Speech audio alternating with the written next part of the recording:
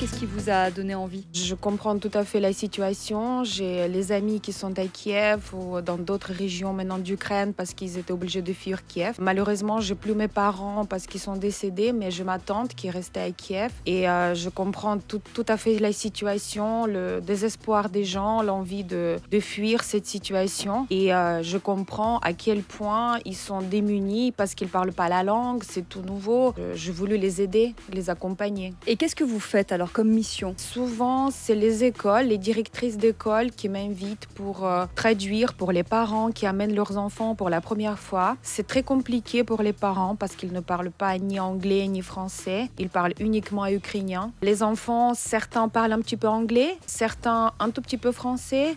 C'est voilà l'inquiétude des parents, comment les enfants vont apprendre les mathématiques, surtout pour les grands. Certains enfants, ils ont besoin de consultations des psychologues parce qu'ils ont vécu des moments très difficiles. Les mamans m'ont expliqué qu'ils ont fui sous les bombes. Après, l'autre côté, c'est l'hôpital, bien sûr, HUG. Là, il y a plusieurs possibilités.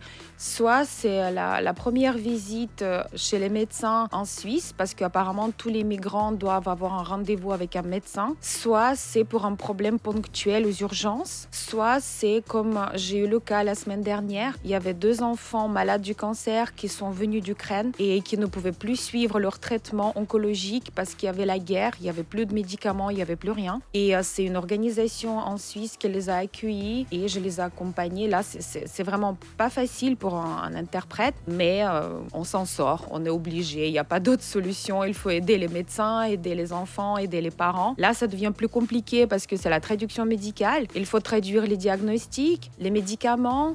Des fois, on ne trouve pas les mêmes noms de médicaments. Alors, on commence à chercher les principes actifs, faire les comparaisons. Et finalement, c'est bon, on s'y retrouve. C'est pas que le travail des traducteurs-interprètes, parce que souvent on reste aussi avec des gens, dans les foyers, dans les services sociaux.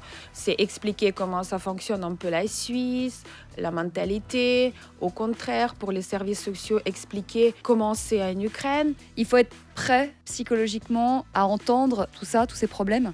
Oui, bien sûr, mais c'est une formation de base. Nous, en tant que traducteurs-interprètes, on doit travailler dans n'importe quelle situation. C'est comme un médecin. Il ne peut pas prendre complètement sur lui les malheurs des gens. On est obligé d'être très gentil, compréhensif, mais on ne peut pas non plus porter sur nous-mêmes toutes les maladies.